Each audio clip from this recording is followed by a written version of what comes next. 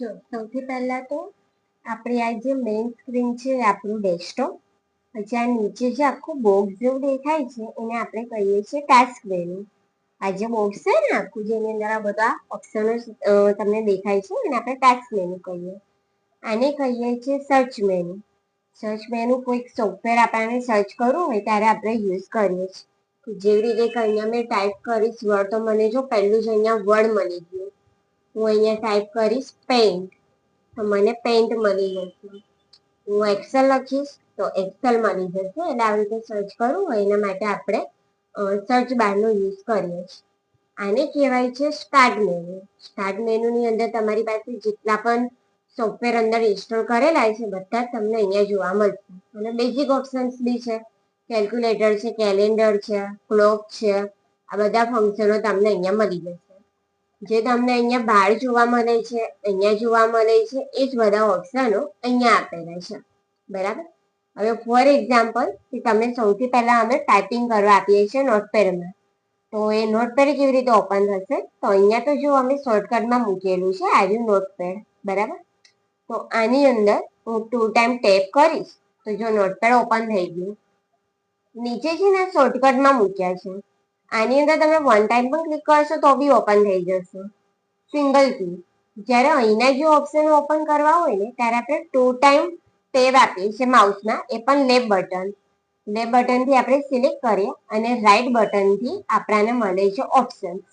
તો for example અહીંયા છે ને ધીસ પીસી છે. હું ધીસ પીસીનો ઓપન કરવા માટે 2 ટાઈમ ટેપ કરીશ તો ધીસ પીસી ઓપન થઈ જશે. બરાબર. આ ધીસ પીસી આપણા મોબાઈલમાં જે ફાઇલ મેનેજર હોય છે ને એના જેવું વર્ક કરે છે. જો હવે એ જ ઓપ્શન પર જઈને હું રાઈટ ક્લિક કરીશ તો મને ઓપન નો ઓપ્શન મળે છે. ઓપન છે, ડિલેટ છે, રીનેમ છે. બરાબર. એટલે રાઈટ ઓપ્શન ઓપ્શન્સ માટે હોય છે અને લેફ્ટ ઓપ્શન સિલેક્ટ કરવા માટે હોય છે. બરાબર. કોઈ બી ઓપ્શન ઓપન કરવું હોય તો લેફ્ટ બટન આપણે 2 ટાઈમ પ્રેસ કરીએ છીએ. અહીંના સોફ્ટવેર ઓપન કરવા હોય તો 2 ટાઈમ ટેપ કરવાનું અને અહીંયાના ઓપ્શનો ઓપન કરવા હોય તો ઓનલી 1 ટાઈમ એટલે ઓપન થઈ જશે. બરાબર. તો જુઓ સૌથી પહેલા આપણે થોડું ફોલ્ડરથી શીખીએ. ફોલ્ડર કેવી રીતે બનાવીશું.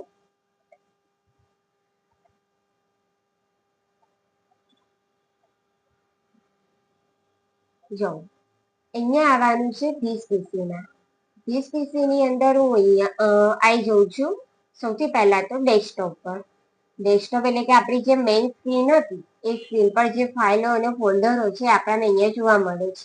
આ જે યલો કલરમાં દેખાય એ ફોલ્ડર છે અને જે નીચે આ order voucher, morning 9 to 10, Riya, પછી બેચ ફાઇલ જુલાઈ ઓગસ્ટ વાળું એ બધી ફાઇલો છે જે ડાયરેક્ટ સ્ટોર કરીશ. ફોલ્ડર એટલે કે એક આપણે પર્ટિક્યુલર એક જગ્યા બનાવીએ છીએ પોતાની અલગથી. પોતાની કે આપણા ડોક્યુમેન્ટને રિલેટેડ કઈ બી હોઈ શકે. એની અંદર તમે તમારી રોજની ફાઇલો સ્ટોર કરી શકો છો. જો મેં અહીંયા અક્ષતા એક્સેલ લખ્યું છે તો આ ફોલ્ડર છે જેની અંદર મને એક્સેલની ફાઇલો મળી જશે જે અમે અહીંયા યુઝ કરીએ છીએ. પછી અહીંયાથી હું બેક જઈશ. અહીંયા હું ક્લાસ વર્ક લઈ લઈશ તો ક્લાસ વર્કમાં બી એક્સેલની ફાઇલો આવશે. તો આ બધી ફાઇલો જો હું ડાયરેક્ટ સ્ટોર કરું છું તો આવી રીતે મને ભેગી મળશે. જ્યારે અહીંયા મેં એક ફોલ્ડર બનાવ્યું છે અને ફોલ્ડરની અંદર બધી સ્ટોર કરેલી છે.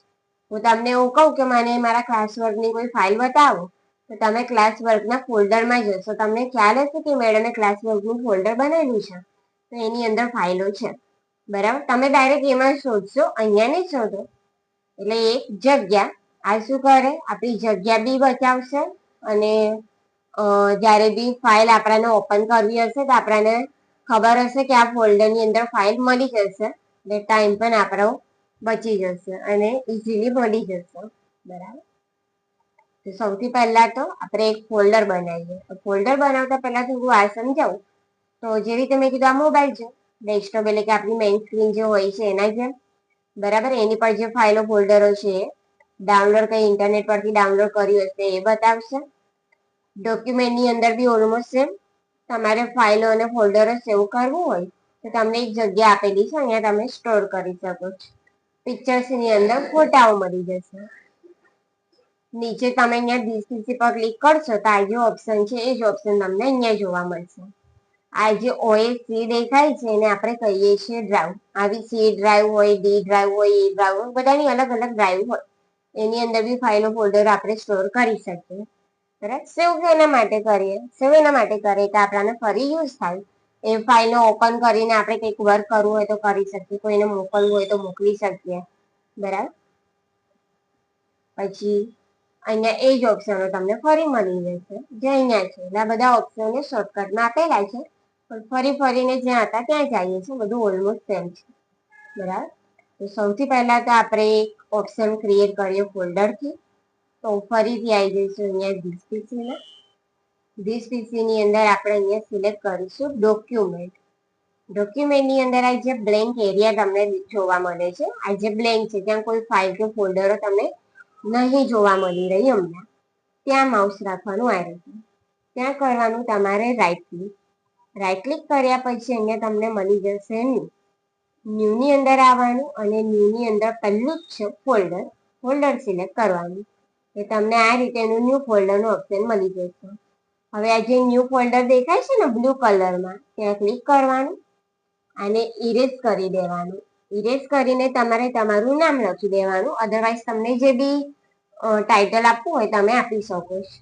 તો ફોર એક્ઝામ્પલ અહીંયા મેં લખી દઉં ગીતા કોમ્પ્યુટર એજ્યુકેશન અને આટલું કરીને એન્ટર. એટલે આવી ગયું ફોલ્ડરનું નામ. બરાબર. જો કદાચ નામ લખવાનું રહી જાય તો આ જ ઓપ્શન પર રાઈટ ક્લિક કરશો તો તમને અહીંયા મળશે રીનેમ. આ રીનેમ પર ક્લિક કરવાનું. રીનેમ પર ક્લિક કરવાથી ફરીથી તમે અંદર ટાઈપ કરી શકશો. આને ઇરેઝ કરીને જો હું ફરીથી લખી શકું છું ને એન્ટર. આ રીતે. બરાબર. ઇવન તમને નામ બી ચેન્જ કરવું હોય તો પણ ચેન્જ કરી શકો. તો રાઈટ ક્લિક કરીને રીનેમ ફરીથી લખી દઈશ ગીતા કોમ્પ્યુટર એજ્યુકેશન એન્ટર. એટલે આ શું થયું ફોલ્ડર બની ગયું. પછી તમારે ખાલી એક રાઈટ ક્લિક કરવાનું અને રિફ્રેશ કરી દેવાનું. આનાથી શું થશે તમારું ફોલ્ડર અહીંયા આવી જશે. સારું આલ્ફાબેટિક પ્રમાણે ABCD પ્રમાણે આ રીતે આવ્યું ફોલ્ડર. હવે આ ફોલ્ડર હમણાં એમ્પ્ટી છે જેને આપણે ભરી દઈશું. તો કેવી રીતે જોવું તો સૌથી પહેલા તો તમારે આવવાનું છે અહીંયા પેઇન્ટમાં. જે રીતે મેં કીધું અહીંયા શોર્ટકટમાં બી છે, અધરવાઇઝ અહીંયા સર્ચમાં આવી જવાનું. અહીંયા લખીશું પેઇન્ટ. એટલે આ રીતે એનું ડ્રોઈંગ ઓપન થઈને આવી જશે, જે તમે બહુ ટાઈમ પહેલા સ્કૂલ ટાઈમમાં શીખ્યા હશો. બરાબર. એ બી કદાચ જ બાકી ના બી શીખ્યા હો. કોઈને વખતે જગ્યા જ નથી મળતી. ચલો તો સૌથી પહેલા તો આપણે અહીંયા શેપ્સ ટૂલથી સ્ટાર્ટ કરીએ. અહીંયા તમને અલગ અલગ શેપ્સ મળી જશે. તો ફોર એક્ઝામ્પલ સૌથી પહેલા હું લઈ લઉં છું રેક્ટેંગલ. જો ક્લિક કરશો એટલે અહીંયા તમને આ રીતેનું કર્સર જોવા મળશે, આ પ્લસ જેવો લોગો. ત્યાંથી આપણું ડ્રોઈંગ ચાલુ થાય. જો અહીંયા મેં આ રીતેનું ડ્રો કર્યું. જેટલું તમે લેફ્ટ બટન માઉસમાં દબાઈ રાખશો ને એટલું રેક્ટેંગલ તમારું મોટું થશે. એટલે કે કોઈ બી શેપ તમે લીધો હોય એ જ્યાં સુધી તમે લેફ્ટ બટન પ્રેસ કરી રાખશો ત્યાં સુધી આવશે. તો અહીંયા પ્રેસ કરીને આટલું રાખું છું અને હવે છોડી દઈશ બટન. તો જો આ રીતેનું રેક્ટેંગલ મારું સેટ થઈ જશે.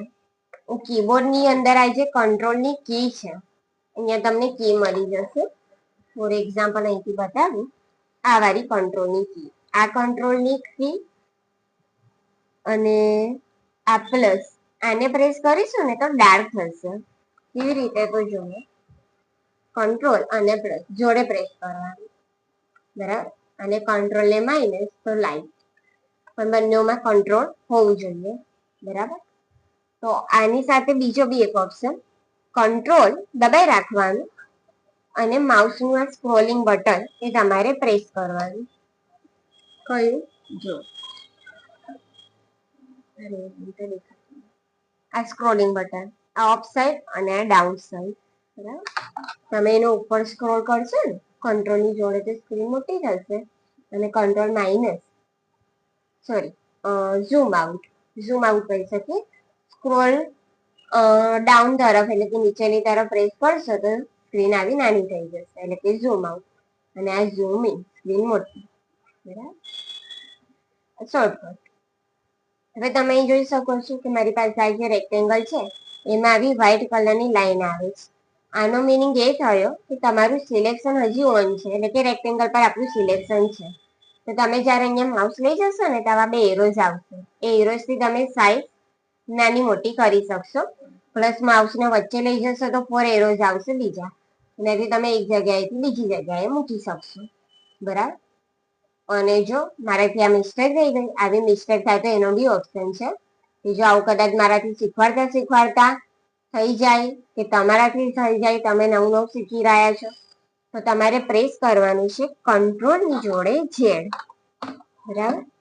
આ કંટ્રોલ અને આ ઝેડ, એનાથી શું થશે, એક સ્ટેપ બેક જોઈશું. બીજું આવે છે કંટ્રોલ ને વાય. કંટ્રોલ ને વાય જોડે દબાવવાનું. બરાબર. જેવી રીતે જો અહીંયા હું કરીશ કંટ્રોલ ઝેડ, તો જો આ બધું ઇરેઝ થઈ ગયું. અને હું ફરી કંટ્રોલ ને વાય પ્રેસ કરીશ તો બધું પાછું આવી જશે. એટલે આ એક શોર્ટકટ છે રિમૂવ કરવા માટે. બરાબર. આ રીતે તમે રિમૂવ કરી શકો. ચાલો ફરી એક વખત હું અહીંયાથી લઈ લઈશ રેક્ટેંગલ. આ રીતે જે રીતે કીધું અહીંયાથી તમે સાઈઝ નાની મોટી કરી શકો છો.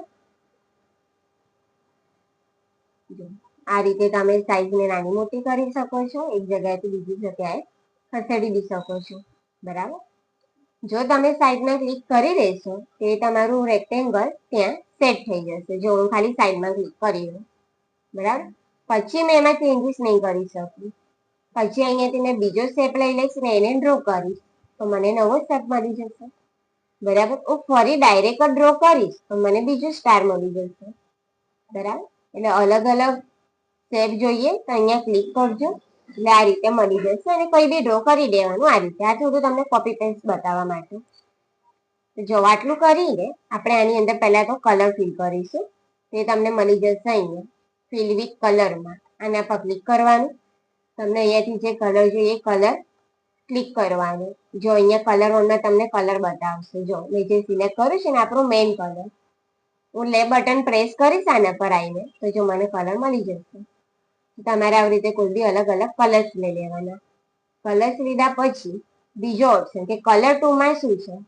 કલર 2 માં કોઈ બી કલર લેશો ને તો એનાથી શું થશે, જો માઉસથી તમે લેફ્ટ બટન પ્રેસ કરશો તો તમને આ પેરોટ કલર મળશે, અને રાઈટ ક્લિક કરશો તો આવો ડાર્ક ઓરેન્જ કલર મળશે. તો આપણે સેકન્ડ કલરમાં મોસ્ટલી વ્હાઈટ જ રાખીએ છીએ, એટલે લેટેસ્ટ આને ચેન્જ ના કરતા કલર 1 નો જ યુઝ કરજો.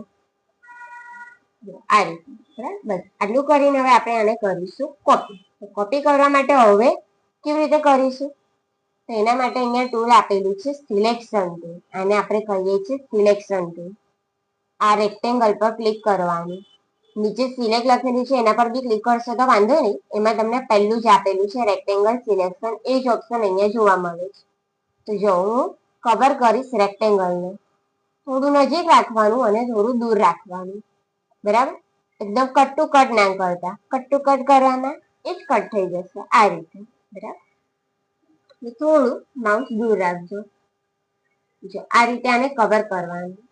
કમ્પ્યુટર પાસે અત્યારે આપણે આ જે બધા ડ્રો કર્યા છે તે બહુ બધા છે, તો આપણે એને આવી રીતે માર્ક કરીને બતાડીએ છીએ કે મને આ શેપનું કોપી કરવાનું છે કે કટ કરવાનું છે. બરાબર. માર્ક કરીએ છીએ. મને સ્ટાર જોઈશે તો હું સ્ટાર લઈશ, એટલે એને ખબર પડશે કે હા આ જે ટૂલ કવર કર્યું છે એને આપણે કોપી પેસ્ટ કરીને આપવાનું છે. બરાબર. તો જો ફરીથી રેક્ટેંગલ કવર કરવાનું. અહીંયા તમને કટ કોપી પણ મળી જશે અને પેસ્ટ બી મળી જશે. કટ એટલે કે એક જગ્યાએથી હટાવીને તમે બીજી જગ્યાએ મૂકી શકો. કોપી એટલે કે એક જ પાર્ટનો ડુપ્લિકેટ પાર્ટ. અને પેસ્ટ બેઉની અંદર આવે ને આવે જ. કટમાં બી આવે અને કોપીમાં બી આવે. જો અમે કટ પર ક્લિક કરીશ તો જો રેક્ટેંગલ જતું રહ્યું. આ પેસ્ટનો ઓપ્શન ઓટોમેટિક ડાર્ક થઈ ગયો. તો અહીંયા પેસ્ટ પર ક્લિક કરીશ તો જો મને રેક્ટેંગલ પાછું મળી ગયું. બરાબર. જો અહીંયાથી મેં આ સ્ટારને સિલેક્ટ કરું અને કટ પર ક્લિક કરીશ અને અહીંયા ક્લિક કરીશ પેસ્ટ. જો મને સ્ટાર મળ્યો, આને હટાવીને મૂકી દઈશ અહીંયા. એટલે હું આવી રીતે એક જગ્યાથી હટાવીને બીજી પણ મૂકી શકું છું.